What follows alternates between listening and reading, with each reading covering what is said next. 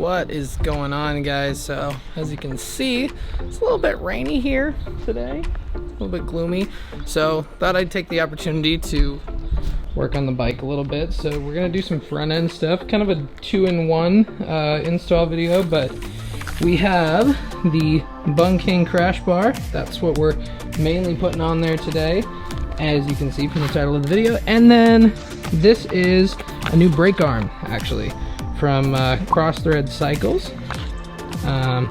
Cool company that makes some really rad stuff. Basically, if we come over here, we can see, so on this side, we've got this really nice gold shifter peg to go along with the black floorboards, and it matches the back passenger peg there.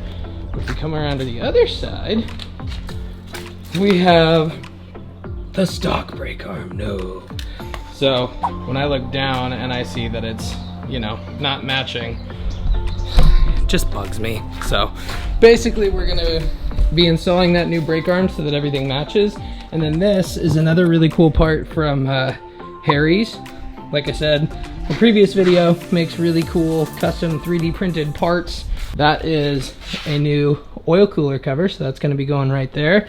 Just a nice little custom piece, and yeah, let's get to the video.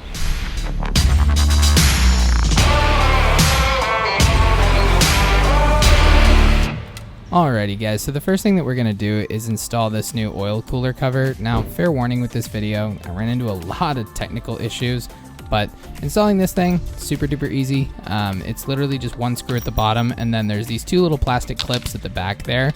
You just gotta kind of finagle it out. After that, the oil cooler cover itself actually comes out of this little plastic bracket, and as you can see, it fits in really easily, just like that.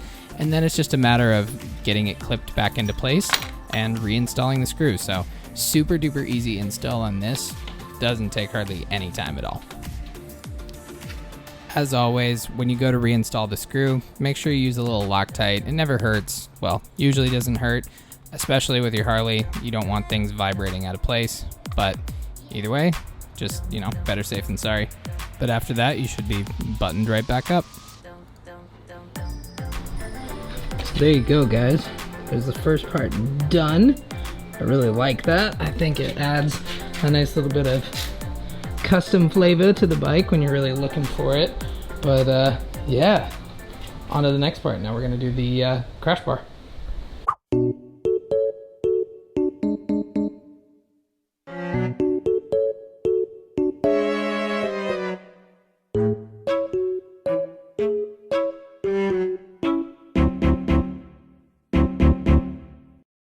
Next morning.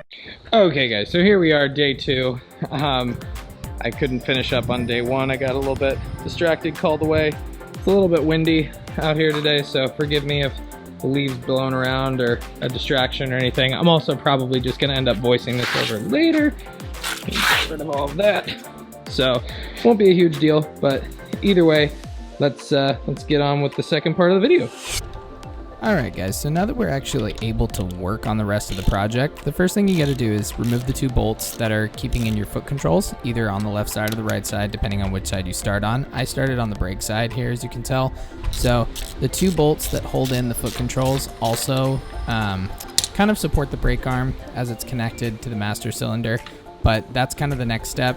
Remove the bolt that connects the master cylinder to the frame, and then from there you'll get enough clearance to where you can actually remove the brake arm from the master cylinder. Just be careful with it, be gentle. Obviously you don't want to break anything. Your brakes are important.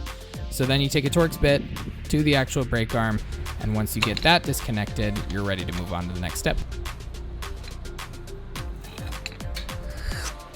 Okay guys, so I just wanted to take you guys through this really quickly. So this is the stock brake arm after it's all been disconnected. As you guys can see, it's all just one piece.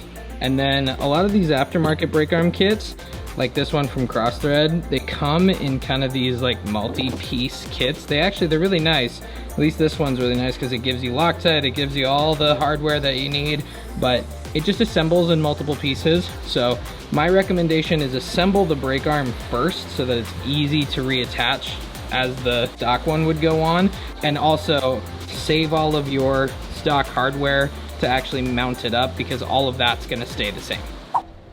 So like I said, the next thing we're going to do is actually assemble the brake arm. So we're going to attach the bottom piece where it's actually going to mount up to the bike to the actual arm itself. There's 2 screws that go in there, really simple. They actually provide you with red Loctite. Definitely use that because obviously you don't want any of this to come undone under any kind of distress or heat or anything like that. Don't take your chances. Obviously your brakes are very important. As you can see, they're really simple. They're just Allen bolts. Once you get them Loctited and tightened down in there, just go ahead and tighten them down all the way. Don't worry about it, just crank on it. There's no like torque spec, just, you know, good and tight. Do the same thing with the actual foot control. There's a little Allen bolt that goes in there as well. Same thing, just tighten it down and position the foot peg exactly where you want it. You can readjust the angle if you need to, but just know, obviously you're using red Loctite, so it's gonna set. Okay guys, so once you actually have your new brake arm installed, basically all you're gonna do is just reattach it to this little clevis right here, this little kind of peg, and then reuse your mounting hardware from your stock brake arm, I should say, and don't forget to Loctite everything. So, yeah. So now that we're done with the brake side, we had to move on, obviously, to the clutch side. Same thing over here, just the 2 bolts that hold in the foot controls.